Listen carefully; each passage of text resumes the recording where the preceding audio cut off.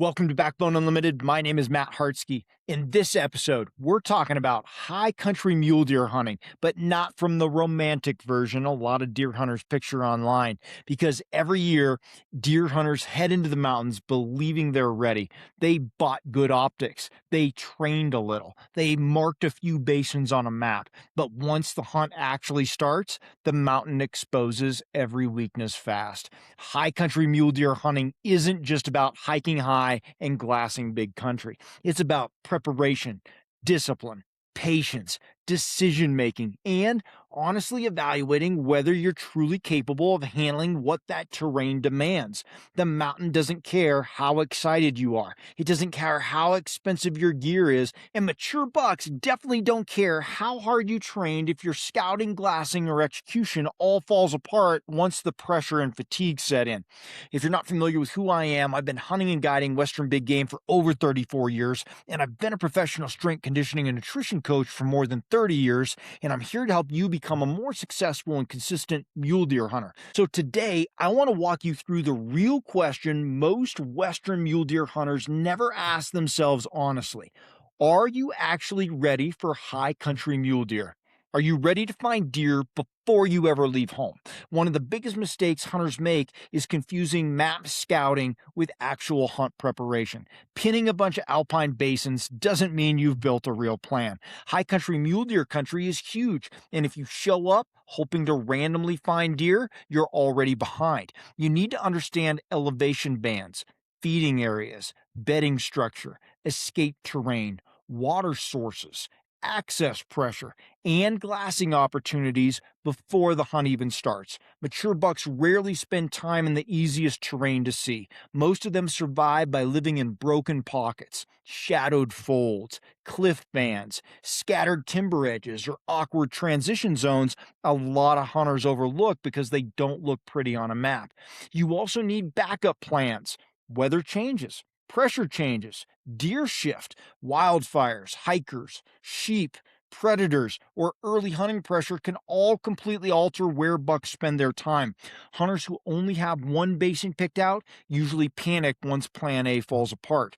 The best high country mule deer hunters I know don't just scout spots, they build systems. They understand how deer use the entire mountain. That's what allows them to adjust quickly once boots hit the ground. Because honestly, if your scouting plan depends on luck, you're probably not ready. Now, are you ready to glass long enough to actually see bucks? A lot of deer hunters don't have a spotting scope problem, they have a patience problem. High country mule deer hunting is one of the biggest mental discipline tests in Western hunting because mature bucks are often visible without being obvious. A buck can stand up for 30 seconds in the shade, feed through one opening, or expose part of his antlers in a tiny patch of brush, and if your eyes aren't locked in, you're never going to see him. And this is where a lot of mule deer hunters sabotage themselves. They glass too fast, they bounce from basin to basin, they stand up too often, they move before the mountain fully wakes up, and they convince themselves there aren't any mature bucks there when in reality they just didn't glass effectively. Good glassing is slow, it's methodical, it's uncomfortable. Your neck hurts, your eyes burn. You start questioning your sanity and whether you're wasting your time. That's usually right before a mature buck appears. The best mule deer hunters I know understand how light changes visibility too. Early morning shadows, evening contrast, cloud cover, and glare all affect what you can see on the mountain. Some bucks become easier to spot after sunrise once sunlight reaches certain slopes. Others disappear completely once thermals and heat waves distort the mountain. You're not just glassing for deer, you're learning the mountain's rhythm. And if you can't stay mentally engaged behind optics for hours at a time, high country mule deer hunting will humble you fast. Now, are you physically ready for repeated mountain days? A lot of mule deer hunters prepare for one hard hike. High country mule deer hunting usually requires repeated hard days stacked on top of one another. That's the difference. The mountain doesn't just test whether you can climb once, it tests whether you can recover, wake up sore, and do it again tomorrow while carrying fatigue from the previous days. That's where a lot of deer hunters fall apart mentally and physically. The downhill punishment surprises a lot of hunters too. Everybody trains for climbing, but very few hunters train for descending under load. Your knees, your hips, your feet, your lower back, your quads, all your stabilizer muscles take a beating in steep country. Once fatigue builds, your decision making starts getting sloppy. Mule deer hunters rush glassing sessions or skip terrain features or cut corners, and they start making emotional decisions instead of smart ones. Hey, if you're serious about becoming a more consistent mule deer hunter, I built a mule deer hunting series of ebooks to walk you through my entire process step by step. This is a 7-volume system designed specifically for Western hunters pursuing mule deer in real mountain and public land environments. In Volume 1, Foundations and Reality, you're going to learn how to understand how mule deer actually live, the myths that mislead most hunters, and the mindset required for consistent success. In Volume 2, Finding Mule Deer and Understanding Pressure, you're going to learn how mule deer move across the landscape and how hunting pressure changes their behavior. In Volume 3, Terrain, Aspect, and Positioning, you're going to learn how to read mule deer country and position yourself correctly using terrain and wind.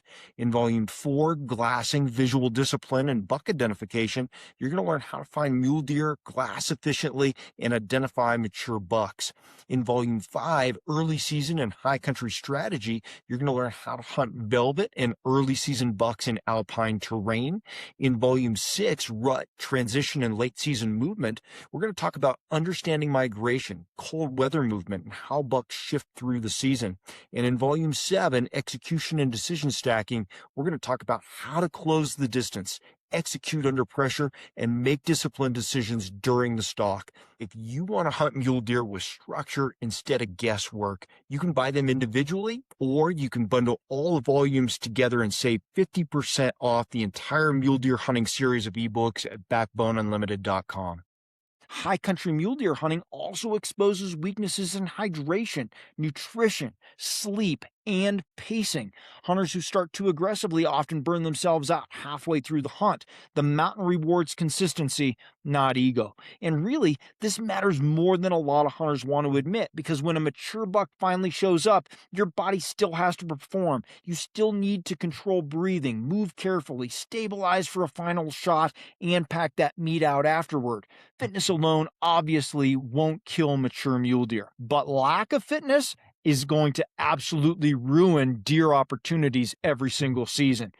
Are you ready to live out of your pack without it owning you? A heavy pack doesn't make you tougher. A smart pack makes you more effective. So one of the biggest mistakes I see a lot of hunters make in high country mule deer hunting is carrying fear instead of carrying purpose for what they're actually doing. They pack for every possible scenario, every what if, and every worst case situation until their mobility gets destroyed before the hunt even starts. Now, obviously, you need your essentials: shelter, rain gear, insulation, water filtration, enough water, enough food, enough comfortable sleep system to get a good night's sleep, navigation tools, first aid, headlamp, kill kit, and emergency gear. All of it matters. But once your pack becomes overloaded with unnecessary weight, your efficiency can drop fast. Heavy packs are going to slow movement, increase fatigue, reduce glassing mobility, hurt recovery, and mentally wear hunters down over multiple days. You start avoiding ridges you should actually climb. You skip extra vantage points. You shorten your hunting range because moving becomes miserable. The best backcountry hunters I know aren't reckless, but they're intentional. Every single piece of gear has a purpose. Their systems are organized. They know where everything is. They can set up camp quickly, break camp quickly, and adapt without wasting too much energy. Your pack setup tells you a lot about your readiness. If your entire system creates chaos every day, eventually that chaos spills into your decision making during the hunt itself. Because mature mule deer hunting is already hard enough, your gear system shouldn't be making it harder. Are you ready for weather to change the hunt? High country weather changes fast, and if you're not prepared mentally for that, the mountain's going to control your hunt instead of you controlling the hunt. A lot of uninitiated hunters picture perfect alpine conditions: cool mornings, calm evenings, bucks feeding in open basins. But real mountain hunts often involve wind, fog, storms, lightning, heat, Freezing mornings and rapidly changing visibility. And weather doesn't just affect comfort, it changes deer behavior too. Wind can push bucks tighter into cover. Storm systems can shift feeding windows. Fog can eliminate long range glassing opportunities completely. Heat changes movement patterns too. Suddenly, cold snaps can increase visibility activity. Even cloud cover affects how easily deer blend into terrain. The deer hunters who consistently succeed up high aren't waiting for perfect conditions. They adapt quickly. They understand when weather improves stalking conditions, when it hurts visibility, and when deer might reposition entirely because exposure or pressure. You also need to think about safety. Lightning above timberline is serious. Hypothermia becomes real fast once sweat, wind, and elevation combine. Navigation becomes harder once visibility collapses. The mountain doesn't care whether the forecast looked good 3 days ago or 3 hours ago. Conditions change. And honestly, hunters who mentally fall apart once the weather gets difficult usually weren't truly prepared for high country mule deer hunting in the first place. Are you ready to make a stalk without rushing it? Finding a mature buck is exciting, but honestly, a lot of hunters ruin opportunities the second they spot the deer because adrenaline takes over. High country mule deer stalks are usually won by patience, positioning, and terrain awareness far more than speed. The second you locate a buck, you need to slow down mentally, study the terrain. Watch the wind, identify landmarks, pay attention to escape routes and shade lines, thermals, and potential blind spots. A rush stalk often turns into a blown opportunity because the hunter gets emotionally locked into the deer instead of the conditions. This is especially true in alpine country where visibility works both ways.